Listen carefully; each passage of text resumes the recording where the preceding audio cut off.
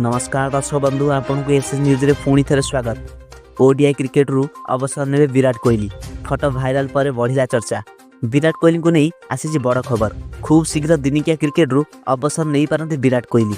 Team India जड़े अभिज्ञ batsman Virat Kohli प्रदर्शन अंतर्जातीय cricket रे बहुत भल रही एवं सारा विषय में फैन फॉलोइंग बहुत अधिक। वर्तमान सोशल मीडिया रे विराट कोहली एक फोटो बहुत भाइराल होउची। एई फोटो देखिबा परे दर्शक माने मध्य बहुत आश्चर्य होइछन्ती। समस्त दर्शक मन रे प्रश्न उठिछि जे कोन विराट कोहली एबे ओडीआई क्रिकेट रु अवसर नेबाकू जाउछन्ती कि। एई फोटो रे विराट कोहली दाढ़ी धड़ा रंग रे देखा जाउची, जहा पई दर्शक मन रे प्रश्न उठुची। विराट कोहली वर्तमान 36 वर्ष बयसर एवं दर्शक मन रे प्रश्न उठुची जे से एबे ओडीआई क्रिकेट रु अवसर नेबे कि। इंग्लैंड विपक्ष में 5 मैच विशिष्ट टेस्ट सीरीज पूर्व अभिज्ञ बैट्समैन टेस्ट फॉर्मेट रु अवसर नहीं। केवल एतिकी नुहे, से आईसीसी टी20 वर्ल्ड कप 2024 शेष होगा पर टी20 फॉर्मेट रु अलविदा कही। विराट कोहली केवल ओडीआई क्रिकेट अंशग्रहण करुछंती।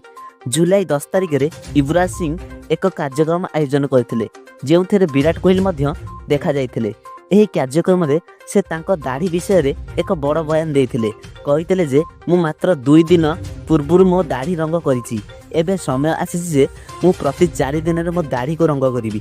एही बयान सोशल मीडिया रे हइचई सृष्टि करथला और एही सब कारण विराट कोहली को अवसर नेबार आशंका रहिछि।